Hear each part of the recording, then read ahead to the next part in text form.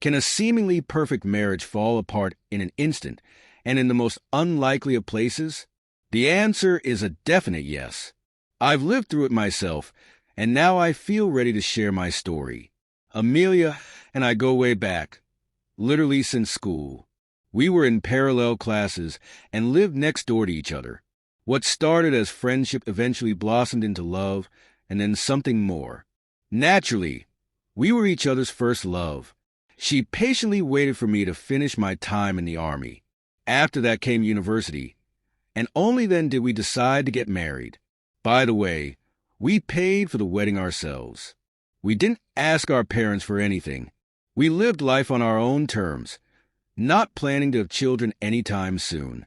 To be honest, the thought of diapers and baby clothes wasn't entirely attractive, at least not until we turned 30 or so we thought.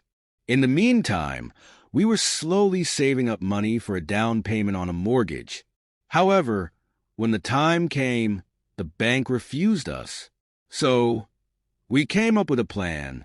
The mortgage would be issued in my father's name, and once we paid it off, we'd transfer it to our name. To be honest, I felt lucky at that moment. Over time, things improved. Our incomes grew, and we didn't rush to pay off the mortgage early. We bought a car, then another. Since I worked for myself as a programmer, we kept most purchases in my parents' name to avoid raising any suspicions about our income. Why didn't we register things under Amelia's family name? Well, her parents had passed away in a tragic accident. Their car skidded on a slippery highway and crashed into oncoming traffic. It was a devastating blow for both of us, and I mourned their loss as much as Amelia did.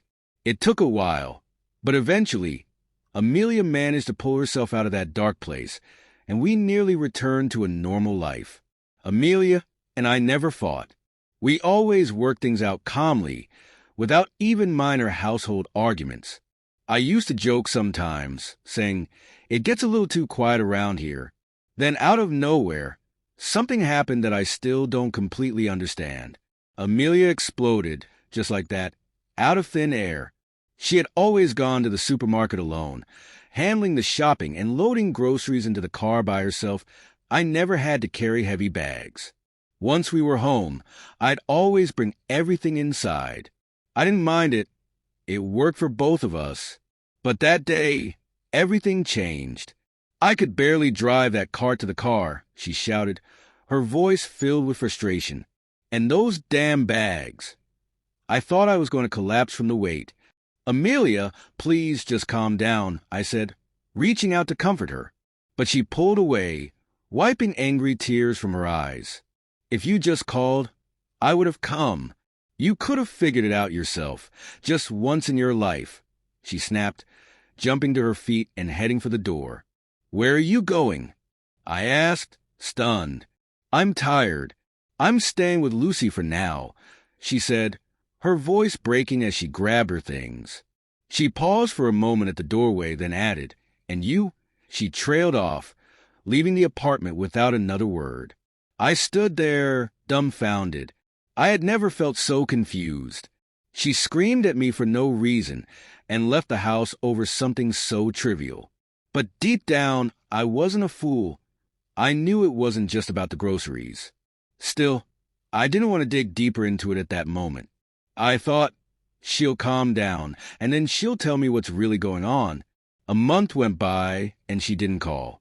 At first, I tried everything, texts, calls, even reaching out to mutual friends. But Amelia didn't pick up. By the third week, I gave up. The silence stretched on for another 2 weeks.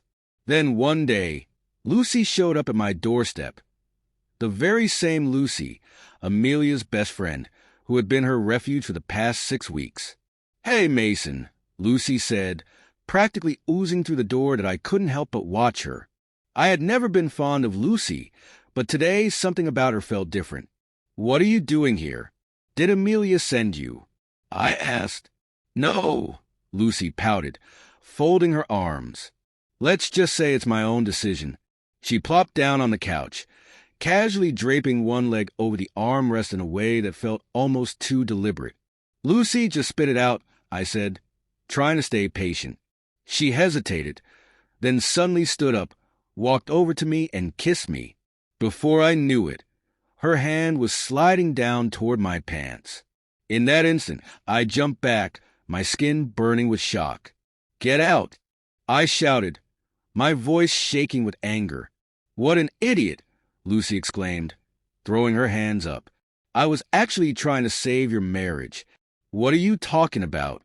I demanded. She smiled, but it wasn't friendly. "Turns out Amelia is not quite the angel you thought she was. After her parents passed, she needed a little boost, you know? So she joined a dating site.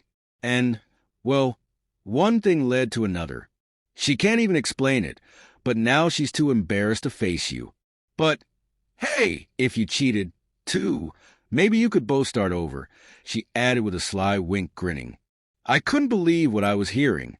"So, what do you want me to do with that information?" I asked, trying to process everything. Lucy's smile faded. "From the top of the world, Mason," she snapped. "Kick her out and take all her stuff, too. Tell Amelia she's not welcome here." "Not in my place," I replied coldly.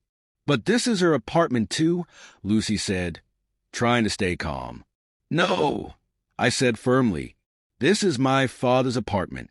And the car she drives on her dates, that's his, too. So, you can leave the keys in the mailbox.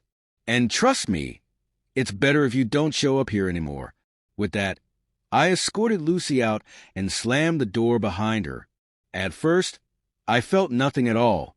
I had grown so accustomed to living without Amelia that I didn't even notice the void anymore. Sure, during the time she was pulling away, I had those nagging thoughts. Could she really just leave? But I always pushed them aside. Now my suspicions were confirmed. She was gone. And strangely, it made things feel a little lighter. The divorce was quick and painless. From a legal point of view, there was nothing to divide. Amelia started bombarding my phone, trying to reach me, but I didn't answer. However, I wasn't about to give up the car. I had to threaten to report it as theft, and made it clear I'd involve the police if necessary. Let her explain herself to them. Eventually, she threw the keys at me, muttering something about how I had let my wife roam the world. I just looked at her and said, "Honey, you left on your own." And that was it. That's how it happened. That's how it ended. Honestly, I never expected any of it. But what's done is done. Life doesn't stop here.